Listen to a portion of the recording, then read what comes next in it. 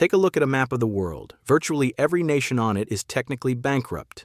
The United States is carrying a historic weight, over $38 trillion in national debt. The European Union is shouldering $14 trillion. Japan, nearly $9 trillion. Even oil-rich kingdoms like Saudi Arabia and export powerhouses like Germany are deep in the red.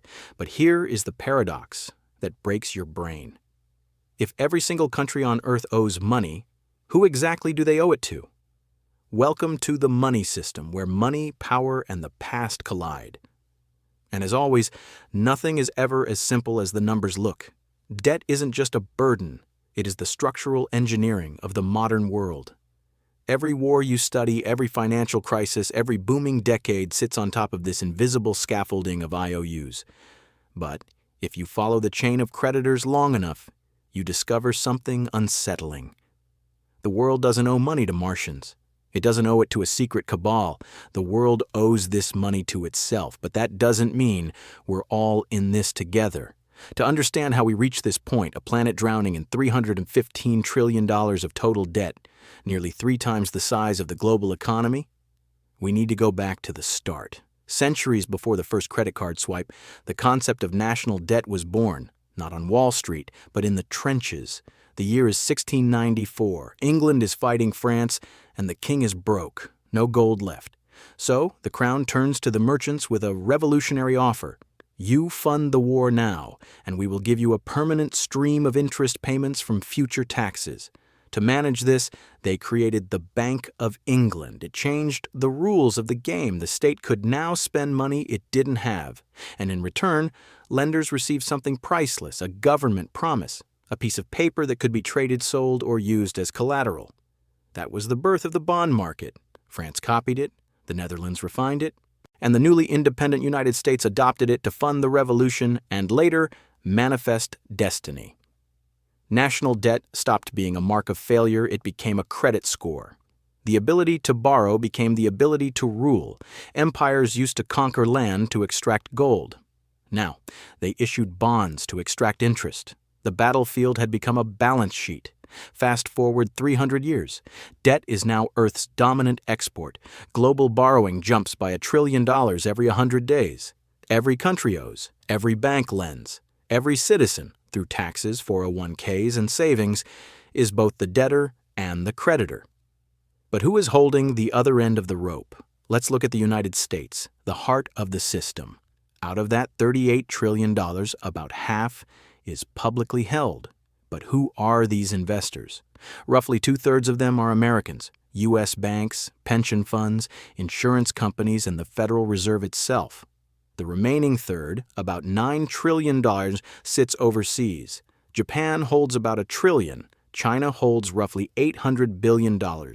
So when you hear politicians scream that China owns America, that's true, but only for about 2%. Most of the debt America owes, it owes to America. The Treasury prints bonds, U.S. banks buy them. The Fed buys them back, creating new dollars.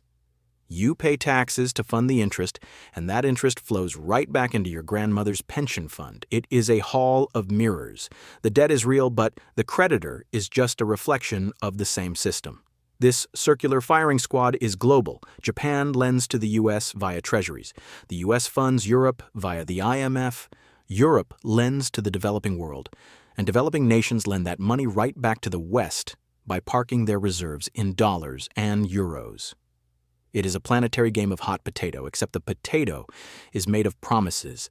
Every player at the poker table is playing with chips borrowed from the guy to their right. And the only rule keeping the game alive is this: nobody is allowed to cash out and leave the table. But there is a fourth player, the most powerful one, the market. Behind every bond is a web of hedge funds and algorithms managing trillions. They are the judges. They decide who borrows cheap and who pays a survival tax. When they lose confidence, currencies collapse overnight. Democracy decides who sits in the White House. The bond market decides if they survive the term. The high priest of this system is the central bank. The Fed doesn't just manage debt, it manufactures it. When the Federal Reserve buys government bonds, it creates money out of thin air. Think about this. There is no such thing as debt-free money. Every dollar bill in your wallet, every digit in your bank account is technically a unit of debt created by a bank somewhere. For decades, this loop ran on confidence. As long as investors believe the government will pay the interest, the machine hums. But when faith cracks, we get Greece in 2010, we get Argentina, we get Sri Lanka running out of fuel. When the system breaks, the invisible creditors suddenly appear. The IMF, the rating agencies, the bondholders, they grab entire nations by the throat. And yet, even after a crash, the system reboots. Why? Because in the 21st century, sovereign debt isn't designed to be paid off. It is designed to be rolled over. Governments do not plan to be debt-free. Not now, not ever. This isn't a conspiracy theory. It's standard operating procedure. When you get a mortgage, you have to pay down the principal. The U.S. government treats debt like a Netflix subscription. They issue new bonds today to pay off the old bonds from yesterday. Economists call it refinancing. The interest payments are just the rent we pay for stability. The U.S. will never pay off its $38 trillion. It will refinance it forever. Japan has been doing this for decades with debt over 250% of its GDP, yet their interest rates stay near zero. Investors aren't waiting to be repaid. They are waiting to renew the contract. Why? Because U.S. Treasuries are the collateral of the global banking system. They are the bedrock.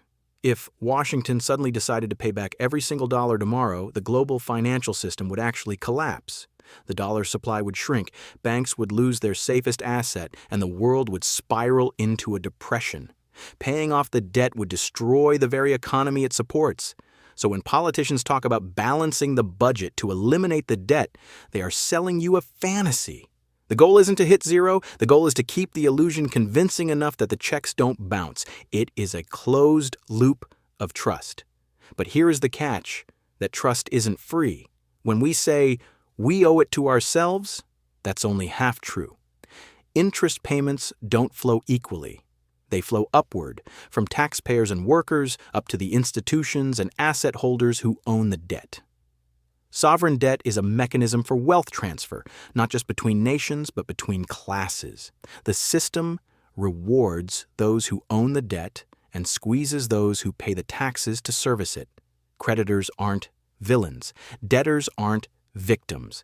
They are two pistons in the same engine. The problem is, what happens when the engine runs out of fuel, when we can't print enough to cover the promises we made? That is when the question, who is the creditor, stops being abstract. At the top of the pyramid, there is no one face to blame.